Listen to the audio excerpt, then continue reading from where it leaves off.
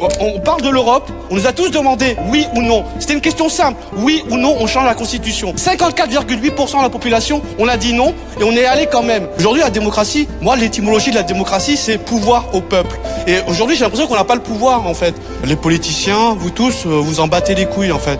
Et aujourd'hui dans la démocratie française en fait j'ai l'impression que c'est parle toujours mon huc est malade. Parle à mon cul, il y a un écho de ouf.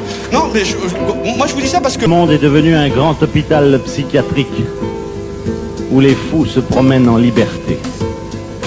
Chaque pays a élu son chef, le roi des fous. Et pour ne pas que les rois s'ennuient, on leur a donné des jouets, des petits soldats, des camions, des avions à réaction. Et les rois des fous du monde entier s'invitent entre eux pour jouer. Au cours de petits goûters, ils se comparent leurs jouets. Tu as vu mon sous-marin? Et toi, tu as vu mon canon comme il tire bien? Tous les soirs, ils jouent très tard. Ils font la bombe. Ils poussent leurs petits soldats qui tombent sous les billes. Quand il n'y en a plus, ils les remplacent. Et puis les rois des fous échangent leurs jouets. Je te prête mon pétrole, mais toi tu me prêtes ta bombe à neutrons. D'accord, file-moi ton uranium et je te prêterai mes camions de soldats. Et puis il y a des rois des fous qui n'ont rien à échanger. Pas de jouets, même pas de quoi manger. À 4 heures, ils ont droit à un petit goûter à partager en 3. Ils vivent au tiers. C'est le tiers-monde.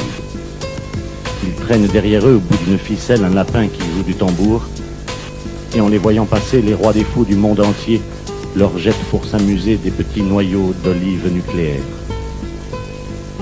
Et puis de temps en temps, il arrive un docteur qui veut soigner les fous. On l'appelle prix Nobel de la paix.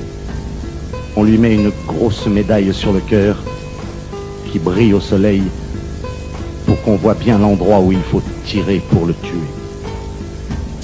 Et la vie continue. Les rois des fous du monde entier s'entourent de débiles qu'ils choisissent eux-mêmes.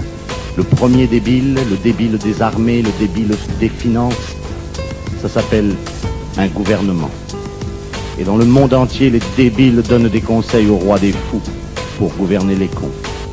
Et les cons, cherchez pas dans l'histoire, c'est toujours nous. Mais si les cons du monde entier voulaient se donner la main, on obligerait les fous à ranger leurs jouets, leurs chars, leurs canons, leurs avions.